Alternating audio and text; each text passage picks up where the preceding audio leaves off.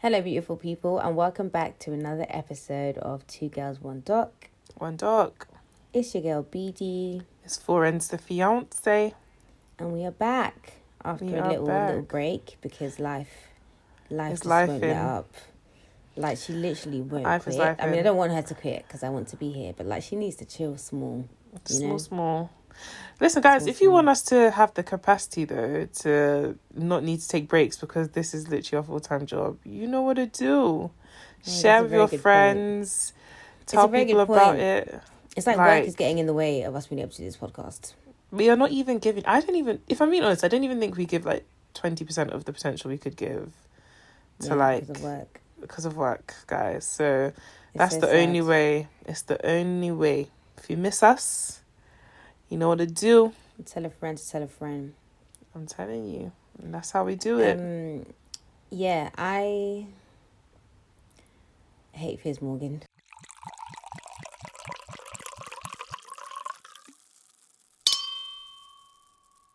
This documentary should have been like two psychopaths having a conversation. That's what it should have been called. That's what the title should have been. That's exactly what the title should have been. This is such a pompous, arrogant piece of shit.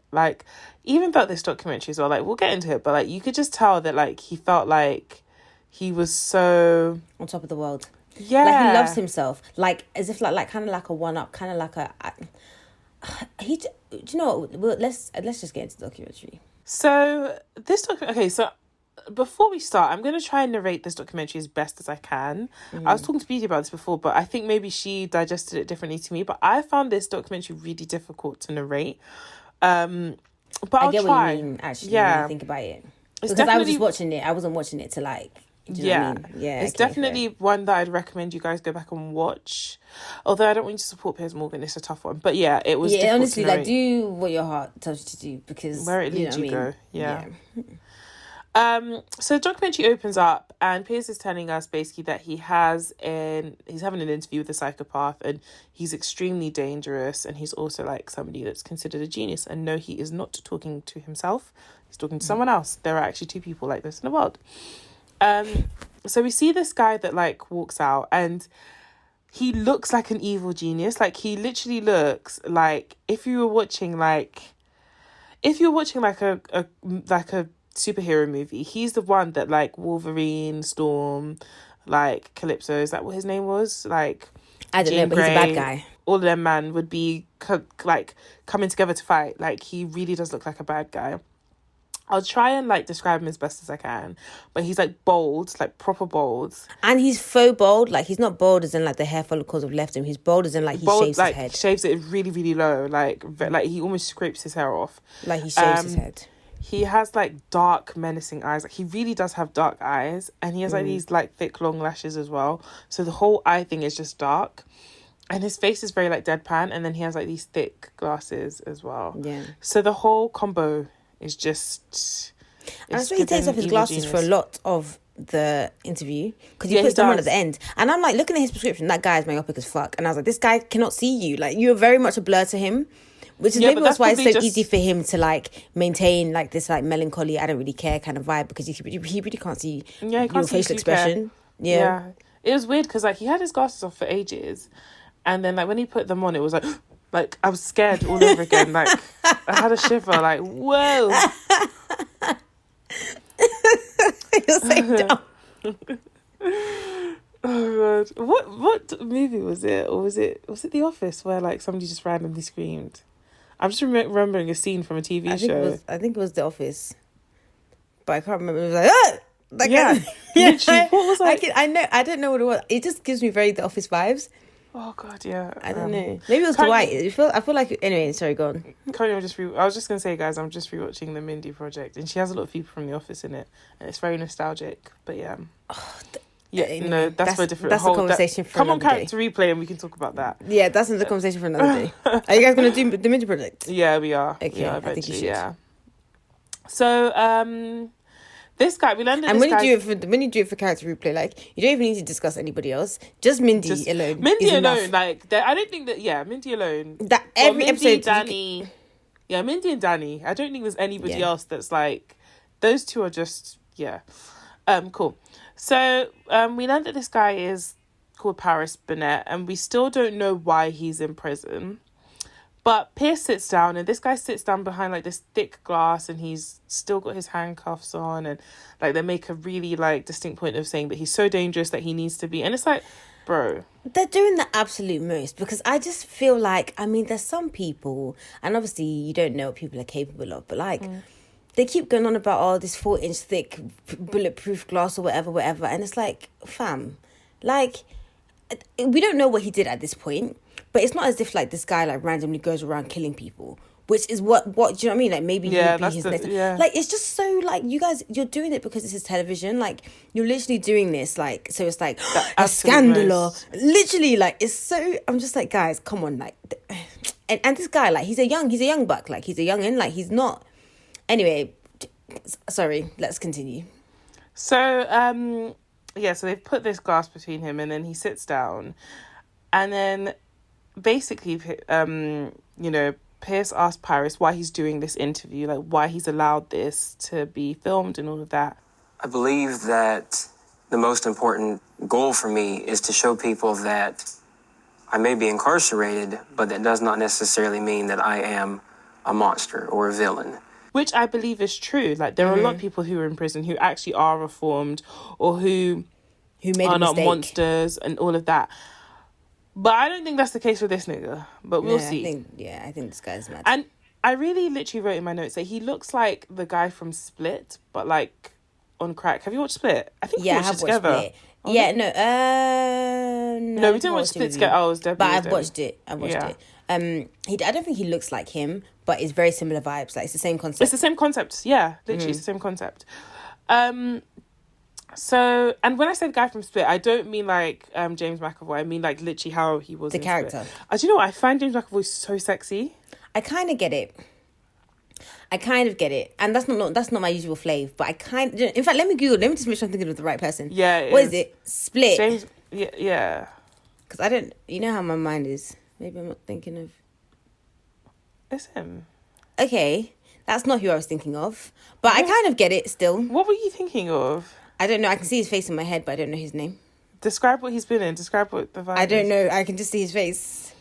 Oh, God. I find let me see. Is it? I don't know who he is. If I figure it out, I'll let you know. But I kind of get it. Like he's not a bit of me, but I can get why he might be a bit of you. So, it becomes evident that this Paris lad has done something to his sister.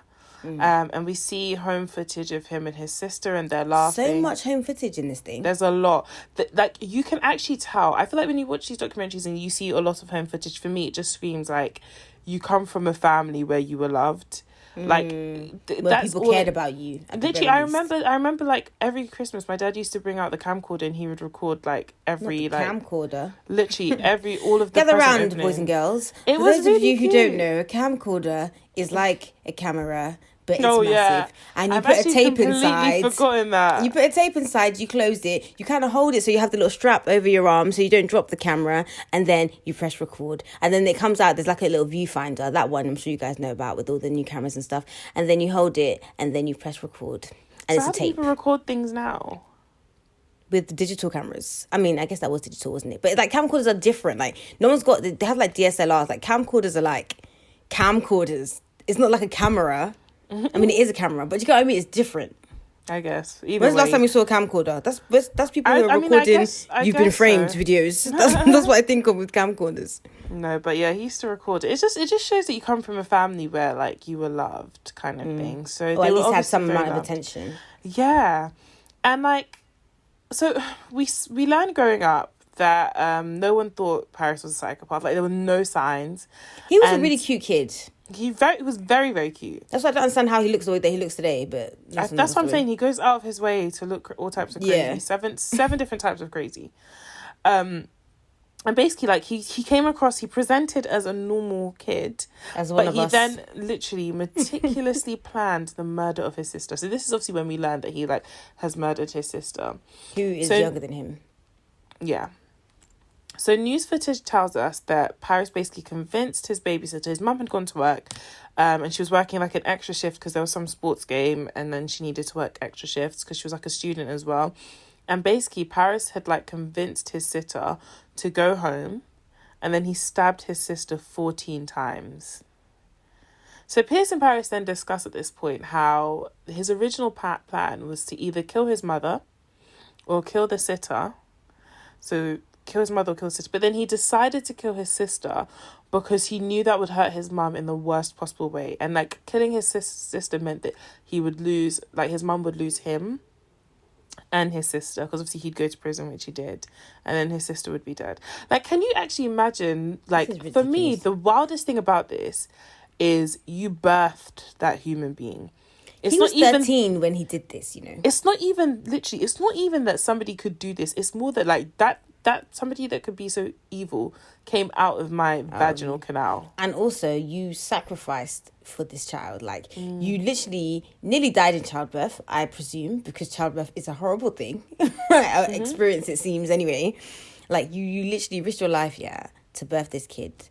Only for this kid to take your other kid's life. Like, I don't know, like, I feel like, say, for example, you have a friend or you marry someone or you're with someone and then they do something to betray you. It's like, like, I picked this wrong person. Like, I shouldn't have picked them to be in my life. But, like, with your child, like, you didn't choose that child. That child, was just one of the eggs. Do you know what I mean? One of the eggs, and you've loved him, you've cared for him, like... And now it's like, like I can't even... This is where it must be so conflicting because it's like, I can't... Like, I hate you so much right now, But, like, you're also... You're also my child. Like, you're still my child. And I feel like... I don't know. I feel like I'm quick to be like, lock off, But then that's still your child. And that's the only one you have that's alive now. Well, she has another one, but, you know. Yeah. So we see like footage of his mum as well. She's like in this footage. And his mum was really hot when she was younger. Yeah. Like, she was a ting. But she's still a ting. But she's like a ting where she's like the kind of like lesbian that I would date if I was a lesbian. Because she's really? More masc presenting. Right, but she lesbian? Yes. At first I was like, oh, isn't she? Like, why is there no baby daddy? But I'll explain how I deciphered this later on. Okay, fine. So... Paris tells us that he felt a lot of anger towards his mum, and like basically like he took both her kids away in one fell swoop, and like they're like asking why he felt anger, and he said that he felt neglected and all of that. But then like his mum is like, this is not true. Yeah, like, he's like, this guy's chatting shit. She's like, literally, she's like, yeah, he's chatting fucking shit. Like, I was there was so much love. For a long time he was an only kid, like so he's waffling. So basically, like, during this interview with Paris and Piers, they're, like, these special, like experts that are listening in. And I didn't really mention them because they contribute nothing, like, to They are chatting shit. Do you know what it's Absolute kind of like? It's kind of when like you say something and then somebody repeats it in a more, like, in what they think is a more eloquent way. For me, that's what they're doing. They were just chatting shit. Like, anything. It's like you can make 1 + 1 = pineapple, like, if you like. Like, it's just, they weren't saying anything of value, anything of substance. They were just chatting shit. Like, he could blink and they'd be like, you see that blink that he did? Only people who blink, only people who There was only one time where what they said was justified, but I could tell that before they even opened their mouth. So they were just so honest. And they just seemed like so like, oh my God, we're on TV. Like, especially the woman, like, she was just so like smiling, so like, oh, look at me. Like, I was like, sis, can you get a grip? Like, chill the fuck out. Literally. So yeah, they make one of their comments here just saying that like he has no emotion when he talks about the act. And I couldn't really, like, I don't know, I've listened to a lot of crime documentaries and stuff like that, and I'm very aware of the fact that people react to like grief and certain things differently. So for me, to be honest, I'm not trained anything, so I couldn't tell if like he literally had no emotion towards the act or if he just is just that way, like, inclined. I don't know. Or just a bit irritated, like, fam, like, oh, how many times am I going to talk about this? Like, this happened, I feel shit about it, and like, I can't change it. Like, what more do you want from me? So Piers basically discussed that with Paris, that at a point he could have stopped the act, called 911 and saved her life. Like, he didn't have to keep going. And Paris says that he was wrestling with two sides of himself. Like, there was this part that really loved his sister, and then there was another part that was twisted and dark, and he couldn't, like, he felt like he couldn't stop. He had to see it through the, like, all the way to the end. And again, like, I do admit that when he's saying all this stuff, he seems very, like, deadpan, matter of fact, yeah. And I'm just like, is this the truth, or are you actually just so detached from emotion, like, you didn't care? I don't know. What do you think so far? I feel like he's mad. Yeah. And I think two things Something can be isn't true. right. Yeah. Like, I feel like you can kind of feel like, you can acknowledge that you've done something wrong, yeah? And I guess feel bad about it because you should feel bad about it. But, like, you don't really care either way. It's kind of like, I understand that I did this. Like, I understand that killing my sister was wrong. But, like, it served the purpose. Like, he achieved the aims that he set out to achieve. Do you know what I mean? So I kind of just think he's just a bit like, all right, well, I did it. It's sad. But is it sad? I don't know. He's mad to me. And the fact that he keeps talking about this dark side that he has, I feel like he could very much kill again. But again, he seems like the kind of person that not that he's any better than any other killer, but like he kills for a reason. He doesn't seem like the kind of person that would randomly just go out and just be stabbing people anyhow. But then the question the question then is, the reason he concocts in his head is still dangerous. Do you know what I mean? Yeah, that's what I'm saying. That's what I mean. So that's what I was going to say next, is that, like, it may be a very stupid reason or whatever that he decides to kill, but it's not that he's, I mean, I keep saying he's mad, but it's not that he's like, he's very calculated. Like, if he's going to kill somebody, it's because he's thought about it. Like, this guy was 13, yeah? He knew the babysitter was there. He's considered every possible, like, situation or outcome, to be like, all right, cool, I can kill her, but then I have to kill her, and I have to kill, or I can just let her go early, and then I can, like... It's crazy, so it's you've thought too much about it for it to have just been a mistake. And I can understand that, like, you can do something wrong and regret that the wrong thing that you did, but a mistake is like, oopsie, I wrote a 4 instead of a 7 and now I'm gonna rub it out. Do you know what I mean? Like, it's not all it is. It's not that same. It's just a lot. Did you speak about the bit where he calls his friend before he calls 911? Oh no, I don't remember. There's like a bit where, like, say, I think he stabbed his sister and stuff, and he doesn't call 911 straight away. They discover like he calls his friend, and they're just talking about like random stuff, and then he calls 911. So it's those kinds of things where it's like he literally is like, if I'm bro, you don't actually care. Like, you don't actually care. Like, but is it that you don't care? Anything. Yeah, is it that you don't care? Or is it like, literally? Is it that you don't realize what is going on? Like, I don't know. Like, I don't know. It just seems like, I don't know. I don't know what's going on in his head. Either way, it's heinous. Like, it's very, very disturbing. Yeah. And it's more disturbing that you'd have birthed that. Right. So, literally. So his mum, who's called Charity, which is such a, like, Nigerian name. Do you think? Charity. Yeah. Charity, I think of these, like, southern, like, bumpkins. I don't know what the technical term is, but, like, it's that kind of, like, charity. Yeah, that it's kind of quite vibe. southern, but it's also like very Nigerian, because Nigerians just call their kids any name that, like... I've never seen a Nigerian charity before. Oh, I know so many charities. Really? I've never seen. Yeah. I would expect more like Victory or Testimony. Victoria, did you say? Victory or Testimony. Yeah, there's a Victory. I know Victory. But, like, no, like, Nigerians just give any word that has, like, a positive connotation, yeah. Yeah, like, Nigerians will name their children that. It's very, like... There needs to be some sort of law about, especially Igbo people. We are the worst. Yeah, you guys are above and beyond. I knew someone called siblings called Evidence and Testimony. God, like, there's Fancy, there's Blossom, there's just way too many, too many. And I get that names are words, but, like, words don't have to be names. Not beatitude. Stop it. No, but I guess they can call her B. No one needs to know what it's short for. They used to they call her Beatty.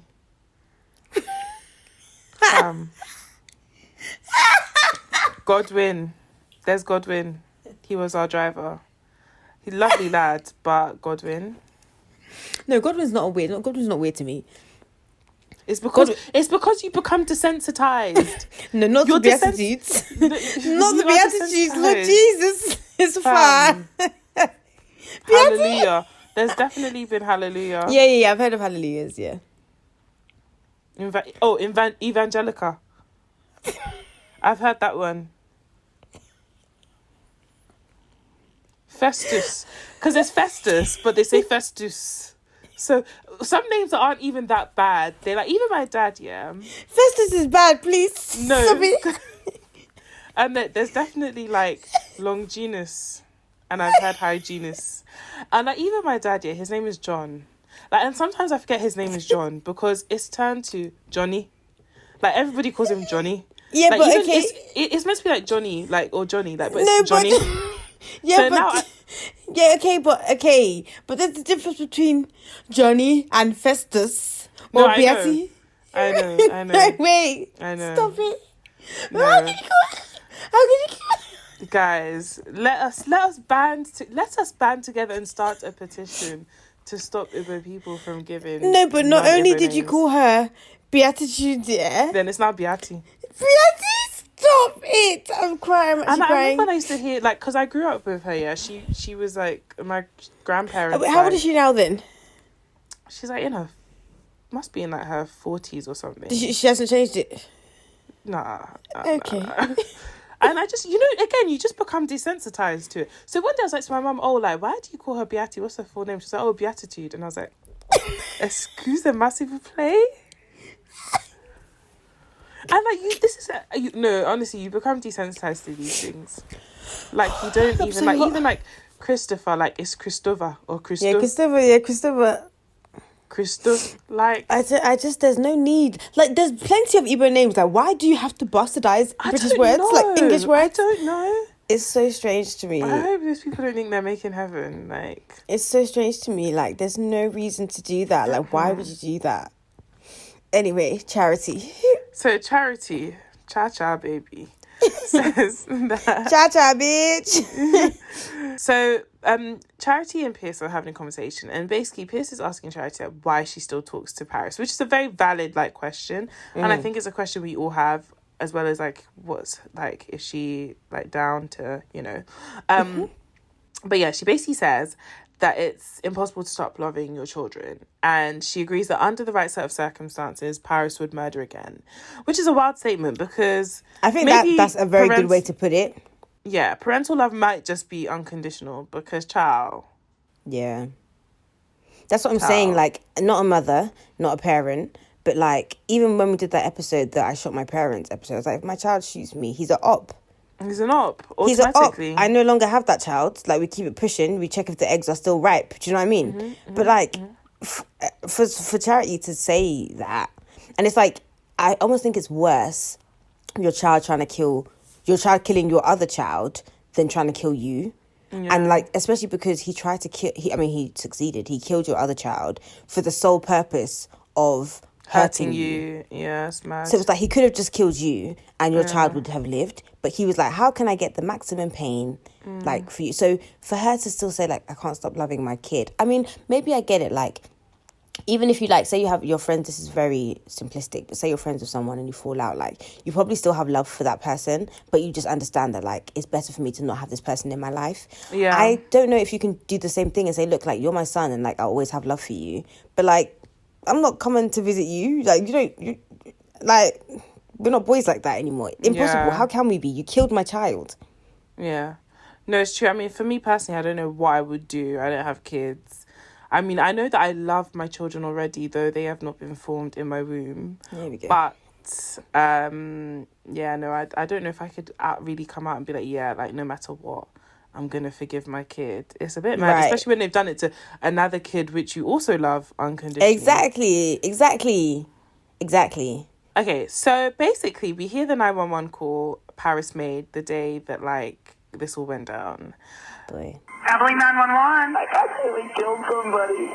You think you killed somebody? My sister, I stabbed her. Okay, where'd you stab her?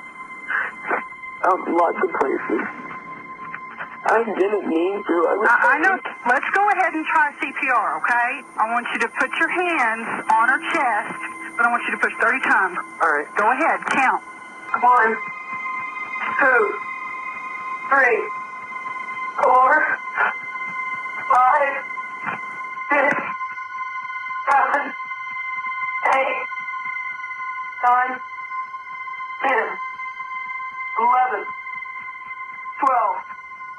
From the call, you can hear, like, he's distressed, or he's faking being distressed, because, like, he's meant to do CPR on his sister. Like, it's the normal thing, like, when you make a 911 call, they ask you to do CPR. And this guy fakes doing CPR. Like, he just walks around the house. I don't know how they knew this, but I guess think later on it came I think out they in know therapy. this because if he was doing CPR, he'd be CPR out is of quite breath. an extent. It's quite an extensive like thing. Like I remember my cousin telling me that like sometimes you can break somebody's ribs by how hard you're pressing to try and keep them alive. And so when they did the autopsy on the body or whatever, there was no signs of anyone trying to revive her. And also I guess he would be out of breath. Like strained and out of breath. Yeah, you'd be like, oh my god, don't you know in the office? And they're like, he's like, I'm calling staying it. alive. Yeah, literally. So, you can say, by the way. And she's like, that's not the song. Now you've lost him. He's died. What do you do next? Check if he's an organ donor. Harvest his organs. Like, check if he has a wallet. That's like, the same. He doesn't. That's the same episode as the fire one. Yeah. Then it leads up to them like roasting Michael. That was like a 3-part episode. Yeah, because it starts with the fire, then it does the like CPR. Yeah. Then they roast Michael and like he goes and like sits in a swing. That's where that meme is from, where he's sitting on the swing. Yeah. So, anyways, yeah, that's very disturbing. Very, very disturbing. So Paris says he's asked if he loved his sister, and he says he doesn't know what love is and how to describe it.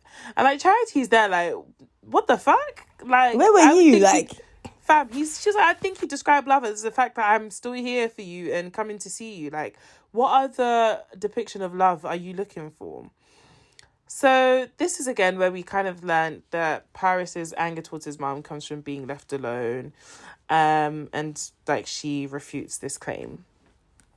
So Paris struggles with the questions around why he did it. I'm completely estranged from who I was then, and now I can't comprehend how I could ever have thought that killing my sister would solve my problems. It's like we're here talking about a completely different person. It's like you're asking me to try to climb inside someone else's head and peer through his eyes and catalog his thoughts. And I mean, all I can say is that it was a long time ago, so you can come and say you forgot the emotions that drove you to do it, but at the end of the day, you did it. You must have understood your mental state. Like, I can go through PMS and do some wild shit and not be able to rationalize why I did that wild shit, but I know I did that, and I can explain, I had PMS and stuff like that. Like, yeah, but that's what I'm saying. You can understand, but then you understand why you did it, because you're kind of like, listen, it was 3 days before my period, and that's why I felt this way. If the same thing happened to me right now, I would not have felt that same way. Do you know what I mean? Yeah. So we also learned that Charity has been advised by professionals to move away, change her name, and stop all contact with Paris. Paris also says it astounds him that his mother still has love for him, and he says this with like a straight face. Like, he himself is surprised that she is chatting to him. And also he seems a little bit like annoyed, like he's not impressed by it. It's not even like he feels like, oh, the grace of my mother loving me. It's kind of like, he's like, bitch, what the fuck? Yeah, like, literally, this bitch is still about like, she needs like, to do I have to kill her myself? So we see the narcissistic side to him, because he basically says he feels people who fear him are stupid, and like they don't understand that he's grown and become a different person. And there's a bit where he kind of gets kind of angry. I think it's this bit, like, you can tell that he's trying to like kind of keep his cool and keep calm and stuff. He's trying to present a certain way, but I think the true him is coming out. Exactly. And then also the way that Piers Morgan is, like, I would not be surprised if anyone was in, because he's quite antagonizing, and it's like you can tell that he's trying to be antagonizing, because he's trying to pull the real Paris from this interview, which is his job. That's his job. I mean, Piers Morgan's annoying, but that is his job, right? And so I think there is like a slight moment where it's almost like the facade falls, almost, and then he kind of like catches himself. I agree. So Charity says that Paris has told her that he does have like a really dark side to him, and like he keeps it locked up inside of him, locked away in a box. What's he call it again? There's a name. The wolf. Yeah. That's what he calls it. And that like if he feels the wolf coming out, then blah de blah. And she's just like, bro, like I hear you and all of that, but like either way you have that dark side. Like it's one thing me saying, oh, like it's completely left, like that the wolf has left me, it's left the building, but you are saying that you've just locked it away in a cage. You locked it away. Okay, so did you throw away the key, or is the key still around? Like, is it still about? So he says that, like, Paris says he would never do to anyone else what he did to his sister, that he'd rather, like, kill himself, and that if that's the only other murder he would commit, like, he, you know, would be, like, you know, killing himself. I kind of believe him, you know. You kind of believe him? Because the way he said it was very much like, he didn't say, like, he would kill himself. He said, like, oh, I wouldn't let that happen. It was kind of like, I don't know, it's like he was implying it without saying it. I mean, I guess that's what the implication is, but I don't know. Part of me was like, would he?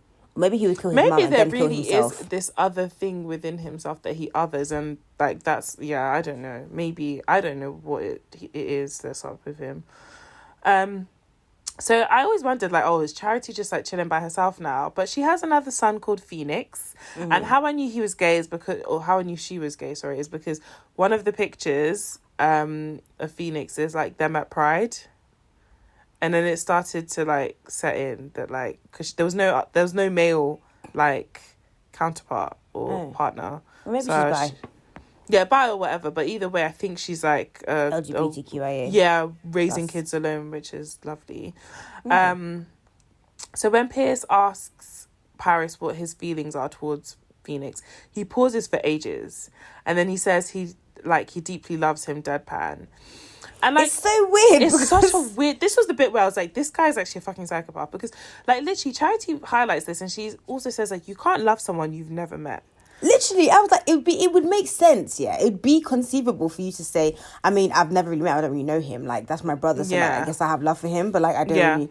But it's like you're trying to just tick all the boxes and say all the things a normal person would say. It's like he thinks to himself, what would a normal person say? Okay, I'm going to say this. Yeah, exactly. And it took him so long to respond. Like, obviously, I have a different relationship with my sisters than he has. But if you ask me, what do I feel like towards my sister? Oh, yeah, those are my best friends. I love them so much. I can't imagine. But if they said to you, oh, what do you think about John down the road? You'd be like... I don't really know him, but... he's all right, I guess. Like, yeah, like... Do you know what I mean? Literally. That's what I'm saying. It makes sense. You've been in prison for longer than this kid has been alive, yeah? And I deeply love him. Not even... I mean, I guess I love him. He's my brother, but, like, I don't really know him. I love him by virtue of being my mum's kid. But, like, you don't know this boy to deeply Adam, love him. Fam. What do you deeply love about him?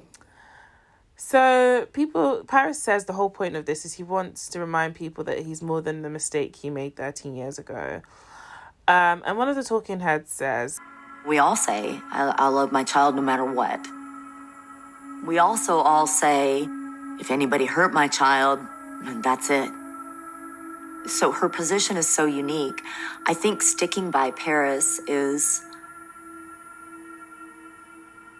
her way of not letting him have stolen both her children from her. And I never really thought about that to the end where she said that. And I was like, yeah, like, maybe this is all just a fuck you to Paris. Like, you did all of this. It's true. You tried to push me away. Yeah, and now, like, I'm just going to show you that you're not going to get me. Like, I'm not going to get got, which is good. Yeah, that's a good way of thinking about it, actually. I did not see it like that. Yeah. So after, like, they show Paris Ella's pictures to say how he feels. And again, he says he doesn't want to see the pictures because he doesn't have an emotional reaction, then have to go out into, like, the prison where people prey on anybody that shows emotion. But I more think he didn't want to see the pictures because he didn't want people to pick up on the fact that he doesn't have the normal reaction. He doesn't feel a thing. Yeah. And basically says that, like, he doesn't deserve to see her pictures because then he's the reason that there are no new pictures of her. Like, he's the reason why all her pictures stop at a certain age and she'll never have a picture at 12, 13, 14, 15. And it's like, yeah, bitch, you are. Like, there's a bit where the only thing in life that Piers has said that I've agreed with yet is when he said, Paris said something like, oh, you know, like, yeah, because she's dead.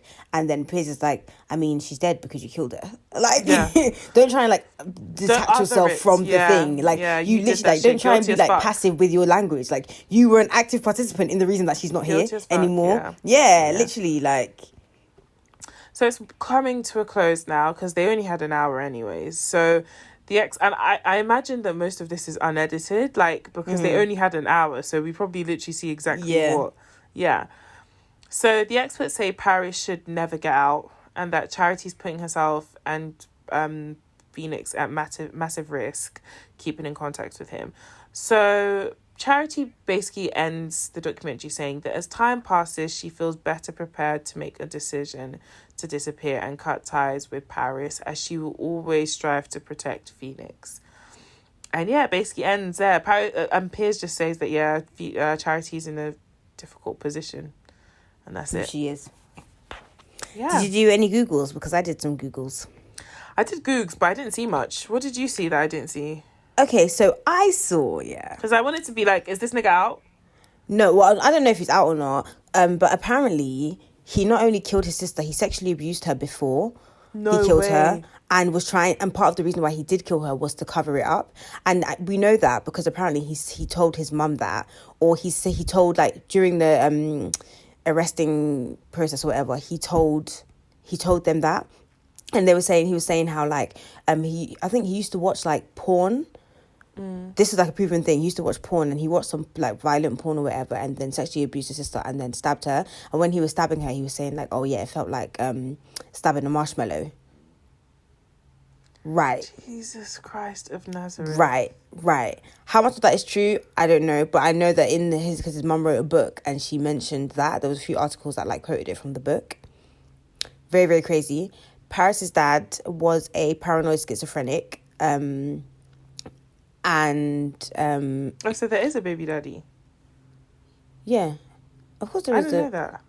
Yeah, that's what I was saying. I was like, yeah, because they have different dads. I think Paris and Ella, his sister that he killed, have different dads. Yeah, I know that much. Yeah, but yeah, no. So I think I don't know if they were together.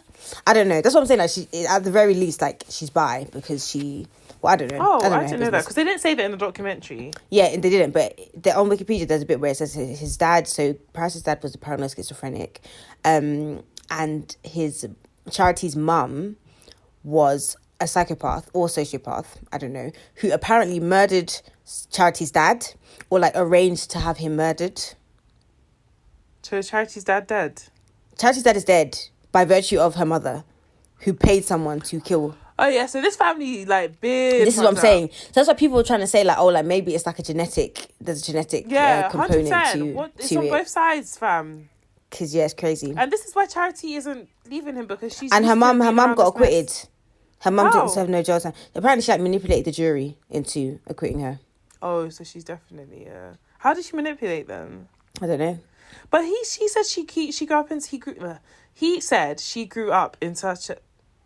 She said Charity said. Yeah, that Paris grew up in such a loving. Yeah, but that's her home. But that's Charity's home. Because doesn't mean she's chilling with her. I mean, he didn't have a granddad, but They said that like Charity's family was quite wealthy, so I assume she was on good. You can be wealthy and also a murderer. I'm sure a lot of them are. Yeah, but then you have to be on good terms to be getting the quint. Yeah, well, maybe she didn't get the quint. Maybe she got her own quint. No fucking way. Yeah, I was because I was Googling it and I was like, well, this would have been fucking good for Piers to put in. What the hell was he trying to? As I'm saying, and that's why I feel like it was quite what's staged. That word? Not staged, censored.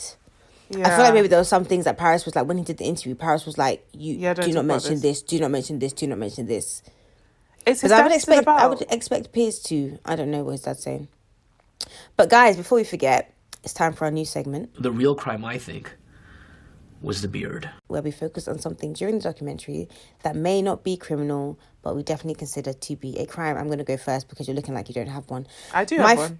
Okay, my first one is his hairline. Because I was like, okay, he's bald, right? But like you can still tell, because he's faux bald, you can still tell that the hairline is back. And we've seen loads of footage of him as a kid, and he's the cutest kid with the fullest head of hair. So I don't know if it's the evil, if it's the grief. I doubt it's the grief. It's probably the evil. But his hairline is very, very ridiculous. Yeah, that is fucking crazy. Sorry, I'm still digesting everything I just heard. Yeah, but yeah, mine is Piers. I can't believe you said anything else. Piers is the crime of the... Like, Piers has done more evil than all of the stuff we've discussed combined. Like, Piers is the crime in so many ways. I mean, he's ruining lives by virtue of being Piers Morgan. Like, yeah. So that is my crime. I agree. I also agree with that one. Yeah. I do. Yeah, I need to go and Google this shit. Yeah, honestly, you should Google it. It's crazy. And the thing is, I saw it on one thing about him sexually assaulting his sister, and I thought, okay, this just seems like a reach. Like, they didn't even allude to it in the documentary. So I was Googling, doing some more, and then came across a bit about her book where he mentions it. Now, whether he did, or maybe he just said it to spite her, but no, I don't think so, because from the way the articles were coming across, it was very much like, yeah, like, he did this shit. Guilty as fuck. Right, which makes me just think, like, yeah, you definitely, like, come on, you're what a weirdo. Yeah, it's beyond weirdo, fam. Full body chills. Lord. All right, guys. It's spooky season. Sure is. Every time someone says it's spooky season, I just remember the tweet where, like, guys, when someone tweeted a picture of, like, Kermit the Frog with, like, his ass out in the bed, and he was like, oh, it's spooky season, keep your ass out so, like, the boogeyman can eat it. Oh, Lord have mercy. Spooky season indeed. Spooky season is upon us. It's upon we us. are going to, for the next 4 weeks, we're going to keep it very crimey. And basically what we're going to do is cover the Netflix series Unsolved Mysteries. Which is really interesting. I don't know if you guys have, like, seen it, but there's loads of episodes. There's 2 seasons now. We're going to do the first 4 episodes from season 1, because they are, in my opinion, the best ones. I don't know if we're going to do did we say we'd do the first 4 consecutively? Well, I don't know, but the first 4 are the best ones. The last 2 are a bit like me. I don't even know if I finished some of them. But yeah, we will decide what we're going to do. We'll do 4 from. We'll do 4. We'll figure out which ones we'll do. Yeah. The first one we're going to do is called... Oh, Who's you don't not know prepared? either. I think it's called Mystery on the Roof. Ooh, she on a roof. It's this case, yeah, is so fucking mad. Like, I watched it and I literally was like, I had to watch, like, my wife and kids afterwards. Wait, I think I know the one you're talking You've about. definitely heard of the guy? case. Yeah, you've definitely heard of the case. You've definitely heard of it. Yeah. It's a guy. Yeah. Yeah, that till today I don't know what happened to that guy. I literally sometimes I would just be sitting there thinking about what the hell But happened. do you know, I have a list of, like, guys, this is how deep I am into this shit, yeah? I have a list of all the unsolved crimes that bother me that I want to talk to God about. When you get there. Yeah. And for real, I need to ask him, like, what happened to these people? Like, it makes no sense. This guy should be on it because it's so crazy. Sometimes, literally, I'm just like, how can somebody literally disappear into thin air? Just not like be here this? anymore. Yeah, but then with this one, guys, just watch the documentary and we'll talk about it next week. But yeah, it's crazy. Like, sometimes I'll just be sitting there and think, what the fuck happened? That's but, why do you know that's why I actually categorically avoid, like, unsolved crimes. Same. I like closure. Same. I like to, because now I'm going to be on Reddit down a rabbit hole wondering what the fuck happened to this person, and I'm just looking at his wife like, sis, like, how do you even grieve? But yeah, I mean, I get it. I avoid them too, but that's why spooky season, everyone's going to be uncomfortable, including us. So that's the first one. I think it's called Mystery on the Roof. It's basically Unsolved Mysteries on Netflix, Volume 1, Episode 1.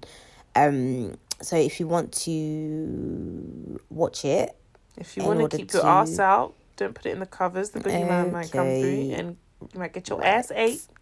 Okay. There are individual episodes, so there probably won't be a trailer, but I'll try and piece one together for the end of this episode. In the meantime, between time, you can find us on Instagram, Twitter, Facebook. I guess not Facebook, because Facebook is down, baby. So it's Instagram. Apparently someone... Oh, yeah, so it's Instagram. Apparently someone... deleted. Yeah, you can't click it no more, you know. I said, praise the Lord. You can't what no more? You can't click... If you type facebook.com, it says the server is not... recognized or whatever. It looks like it's TikTok. The hack has been hacking. Don't stop. No, what's it? Instagram shouldn't be. Who owns what then? Does Facebook own Instagram? Facebook owns Instagram and WhatsApp. So yeah, they should stop buying places. I'm very calm with just Twitter and TikTok. I'm very okay with that. I mean, I do miss WhatsApp because... Oh yeah, WhatsApp. I forgot about that. Yeah, I need that. I don't like iMessage. iMessage is gross. Yeah, iMessage is a bit childish, you know. I don't know. I'm just kind of like... childish. Yeah. It's so childish. Like, who has groups you can't even leave? Once someone has put you in an iMessage group, that's it. You're there for life. Bondage. Like, who does that? That's true. I didn't actually think about that, you know. iMessage is for the unemployed. But it's so weird. I have certain people that I never talk to on WhatsApp, but I talk to them so much on iMessage. Yeah, same. And then it's so weird. Like, I don't know why those people have not made the WhatsApp transition. Like, Same. ugh. Yeah, but then the I have, people that I do that with have WhatsApp as well, but I don't know. They just I don't have know them why. on. Yeah, it's strange. It's very Yeah, it's actually very strange. Yeah, and those are like literally. If I don't see texts from those 3 people, then I don't even bother. Like, because those are the people I respond to on iMessage. Anyone else? Do you reckon WhatsApp is up now in all this time that we've been recording? Oh man, I doubt it. Boy. Just gonna be sad is if it's up and I come back to no messages. That's what's really gonna be sad. No, you definitely have one because I messaged you. Oh, okay. You'll definitely. I mean, it'll just be me, but you know. Okay, pass to you. Yeah. It would just be me. Sorry to disappoint. So what we're saying: guys. Instagram, Twitter, Facebook, YouTube, 2girls1doc@gmail.com. Guys, send us your reviews. Like, send us your thoughts and feelings, and then we can do a credits episode where we just go through all your reviews and stuff, good or bad or ugly. We don't mind because we're not ugly. So yeah, where can they find you? On Instagram, Twitter. At 4 rounds with two underscores and her other podcast, Character Replay. And we also have a Character Replay TikTok. Yeah, guys, we will see you next week where we will cover Unsolved Mysteries, Mystery on the Roof. I think that's what it's called. I hope I'm saying it correctly. It is spooky season. Oh, do you know what's on Amazon Prime? What? Sometimes hit the spot, you can feel all by yourself. Check 1, 2. But I had to ponder when I can't trust no one else. So to isolate yourself when there's nobody around. Okay, I'll be there when I just yeah. Living one on one. Oh no, you know what? Yeah, my child. I was trying to get the notes out. COVID is real. I was trying to get the notes out. No, but you know what? My whole like teenage romance fantasy was built off of Arnez and Brianna.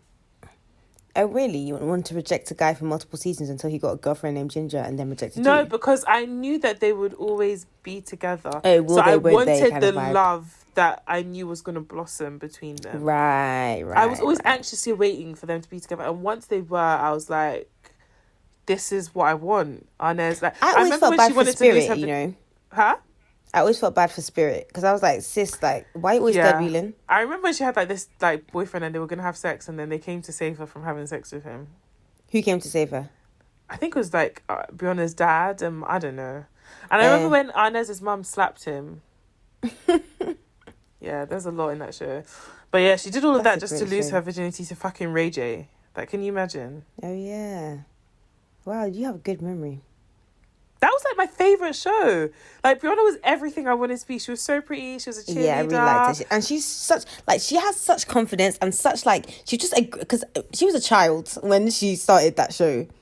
I mean, I guess she'd been acting anyway, but she's really good at what she does. Yeah, I'm sure she never has to work again. She is. Oh, God.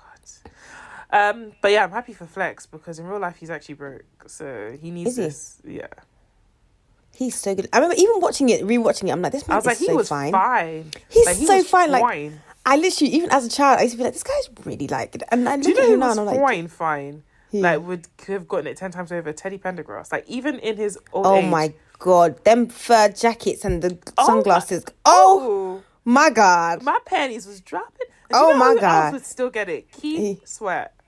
Okay. Do you know who would get it? Who? Method Man. 10 Have you seen Method Man? Over. Method Man in every decade of his, well, okay, as long as he's like 20 above. The Method Man, like in every decade of his life, categorically fine. It's like exponential growth at every stage. Oh my God. It's remarkable. That's what I'm saying to you. These old men, these old cats be having it. Not the old cats. Not the old cats, old honey. cats getting the cat. I'm telling you. 9 lives, baby. Literally 9 lives. Okay, guys, that is enough of that. How did we get here?